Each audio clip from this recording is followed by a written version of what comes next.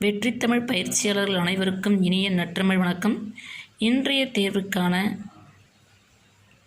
துறை அரசு பகுதியிலிருந்து ஒரு சில கவிதை வரிகளை காண்போம் வாருங்கள்.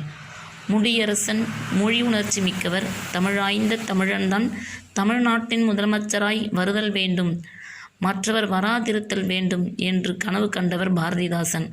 ஆனால் இவரோ தமிழ்நாட்டில் தமிழே இல்லை என வேதனைப்படுகிறார். மனவினையில் தமிழுண்டா, பயின்றார் தம்முன் வாய்ப்பேச்சில் தமிழுண்டா, மாண்ட பின்னர் பிணவினையில் தமிழுண்டா, ஆவணத்தில் பிழையோடு தமிழுண்டு, கோவில் சென்றால் கனகனவென்று ஒளி உண்டு, தமிழை கேட்க கடவுளரும் கூசிடுவர். அந்தோ அந்தோ அணுவளவும் மொழி உணர்ச்சி இல்லா நாட்டில் ஆத்திகரை இறை உணர்ச்சி வளர்வதெங்கே? இக்குறை நீங்க தமிழர்கள் கிளர்ந்தெழ வேண்டும் என்கிறார்.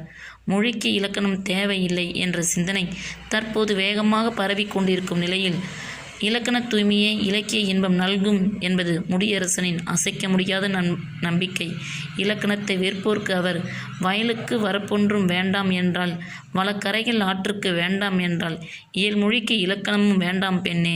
இயலறிவு மொழியறிவு எல்லார் சொல்லும் மயிலுரையும் நம்பாதே, மொழியை காக்கும் வரம்பில்லை ஏல், எம்மொழியும் அழிந்து போகும் என்று காதலன் காதலிக்கு கூறுவது போன்று அறிவுரை கூறுகிறார் முடியரசன். முடியரசன் 1920 பிறப்பு, 1998 இறப்பு. இயற்பெயர் காசு துரைராசு. காவிய பாவை, வீரகாவியம், முடியரசன் கவிதைகள் இவரது படைப்புகள். பூங்குடி காவியத்திற்கு தமிழக அரசின் பரிசு கிடைத்தது. வீட்டிலும் விழாக்களிலும் கடைகளிலும் அனைத்திலும் தமிழ் கொலுவிருக்க வேண்டும் என்பது இவரது தனியாத ஆசை.